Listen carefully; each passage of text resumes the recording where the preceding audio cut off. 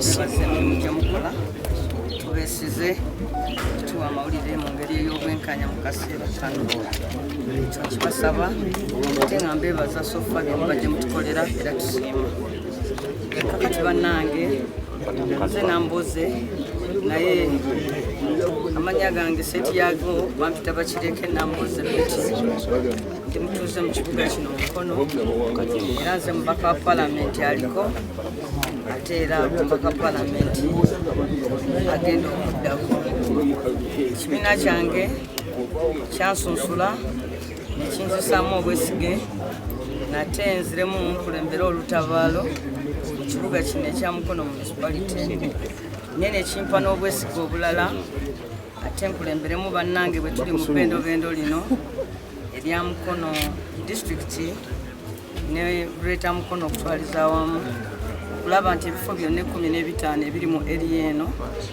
biwangulwa NUP.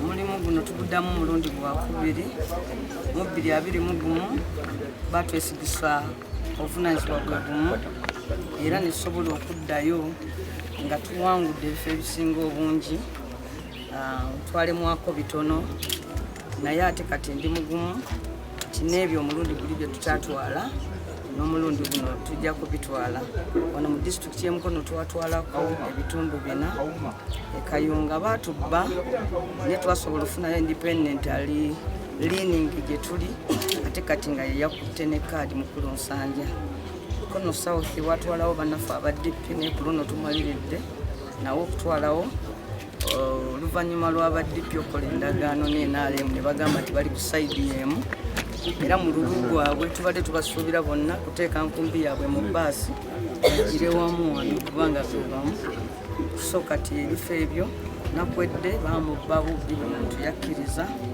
omu ku be twanoonyeza akalulu era n'awangu mbwa ya ku kyalo yatulyamu olugwe n'agenda era ekifo ekyo tugenda kyeddiza so obuvunaanyizibwa obwo ngenda kubukola kubanga pulezidenti kampeni ya decentralizinze fenna abali eno buli omu n'amuwanga ali komanda mu kifo mwali si ffe ffekka naye ne bannaffe abali ku local governments so twetegese okutwala mu maaso obuvunaanyizibwa obwo nga ffe tugamba nti okusinziira kuba ffe tetumala gajja mu kalulu tumala kola opinion survey ne twebala we tuyimiridde okusinziira ku biri eri obuvunaanyizibwa bwokka obutwolekedde bwakukuuma kalulu kawano nakulaba nti tubeera declared si ffe ffekka naye ne mugole waffe pulezidenti Kyagulanyi Ssentamu ate nno n'omulundi guli disitulikiti zino zonna ennya yaziwangula okuva e Buvuma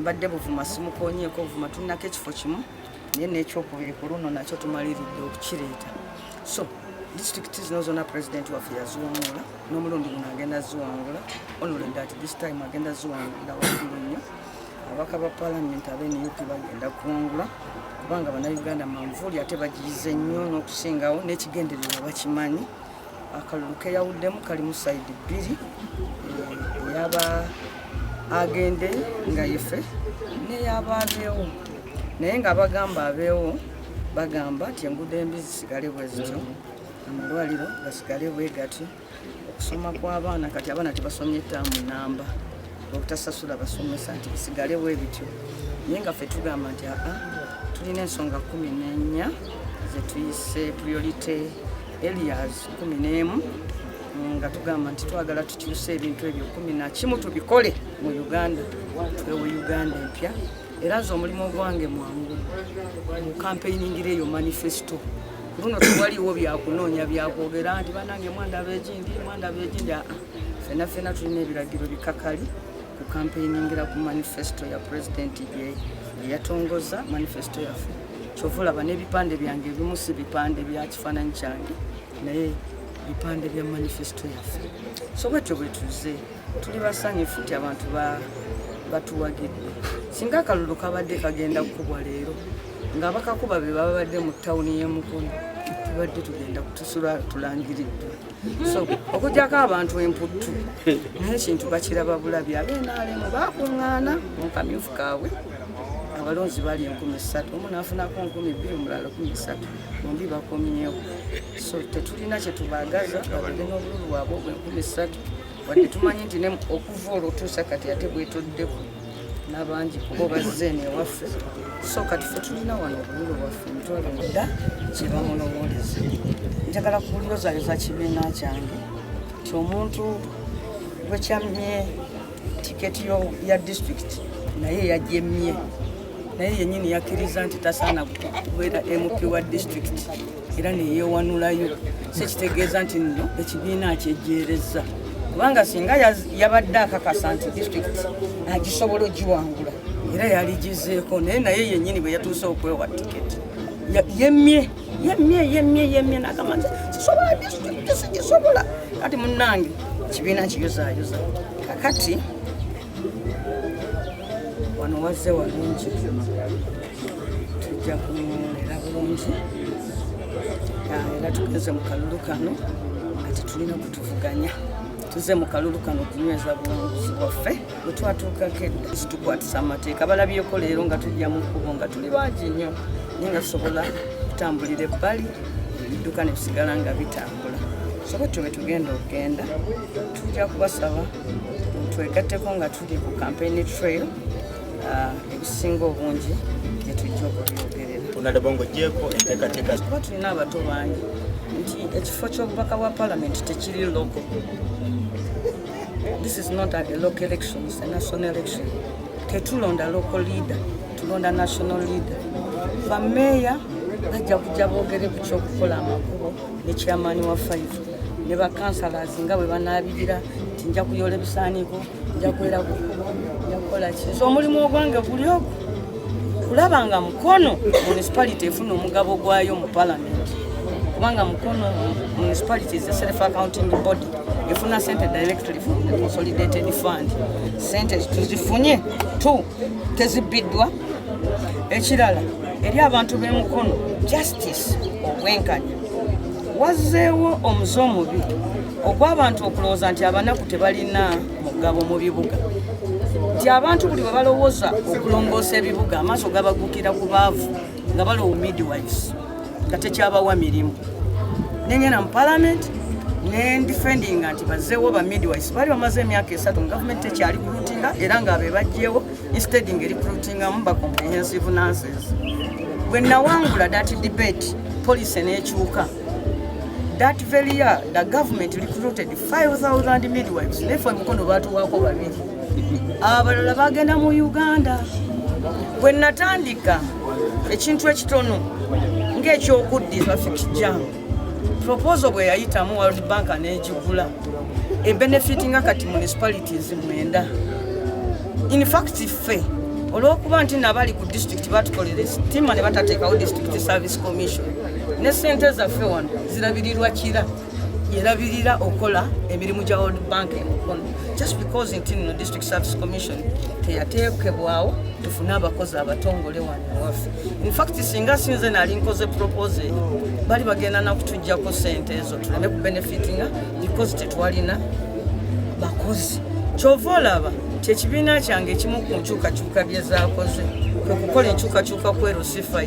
ziteke waddewo omuntu anaakola emirimu okuweereza bannamukono so nze bwensituka bwe nti obanga nkoze ne mwami wange ne tugulirawo abantu amakulu tukibalanga nnyongeza obanga mperera abaana 374 njibalanga nnyongeza omulimu ogwange omukulu guli wali mu National Assembly era abantu b'e Mukono sibaswazizza.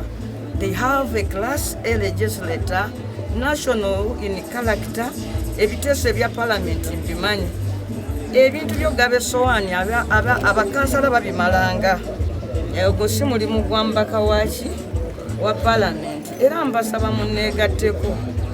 The job, the function of the member of parliament is properly stipulated under Article 79 of the Constitution. Ekisooka kwe kukakasa nti ensi efugirwa ku nkola ya demokrasiya n'amateeka, rule of law and constitutionalism. Democracy, rule of law and constitutionalism. And you will never find me wanting in that area. Tosobola kunsanga nga ndiko wadde akabulako mu kulwanirira ekyo omulimu gwa parliament. to defend at all times the constitution of Uganda. Atecho nakisulamu n'omugongo gwange mulamba in the defense of the constitution. Ekyokusatu, to be part of the national budget making appropriation. It is unfortunate that the numbers eziri mu minority mu parliament, but all the time Zimbabwe shadow minister mpandika every year gye bayita alternative policy statement ku ministry mwendi. Kati ndini one of the most important ministries, that is the Ministry of Internal Affairs, nkola gye bayita alternative policy statement. Mu alternative policy statement yange gye nawandika nga nakagenda mu ministry yavaako okwongeza omusala gw'aba police. Only that we twaba wa sente ate abakulu be baazeewa ne bazeegabira ate ne baleka bafande bange abawansi. Era buli wempita abapolisi baŋŋamba minisita waffe abakulu batulyako sente, making sure nti naffe mu budget eddako naffe tufuna eki ezaffe. Bayita alternative policy statement. Omubaka awandiika private members bill n'agikuba mu diro. Mwerabidde kyomulundi guno mwagenda okunnonda ng'abantu banywa walajjo wombuveera ng'agenda kutta abaana ng'abaana ndaba bamperekera nga buli omu alina ebbaala mu nsawo. Olidde ne ŋŋamba kino ekintu kyetaaga kubako kifuba n'enteeka y'ekifuba. Weewaawo etteeka lyonna baalikotogera ne litayitamu lijja kufa. Kambabuulire nagenda ne ndwala omulundi guno ne ngenda mu ddwaliro ne mmeeya n'alwala. Twali tumaze emyaka 10 nga tulemeseza ababbi okubba akatale k'essente bakeddizi bakaze emmannya gaabwe. Neka olw'okuba nali ku kitanda nga ne mmeeya ali ku kitanda twasanga akatale bakatutte. Naye nga waliwo ababaka ba palamenti, omubaka wa palamenti atwala nawo eyalifuddeyo nnyo kuba majority ya market vendors bakazi.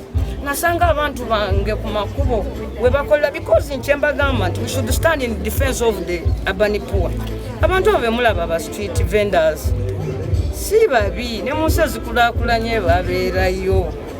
Nze nagende Malaysia nesaba emmere mu hoteri ekiro mu 5-star hotel ne baŋŋamba wano Malaysia bw'osulawo ekyeggulo kirya ku street because bayiga nti bw'obeera mugenyi ogabanya ssente wakati w'abagagga abaavu. Ekyo kyetuyigiriza. So kiri kyoŋŋambye nti nkoze eki.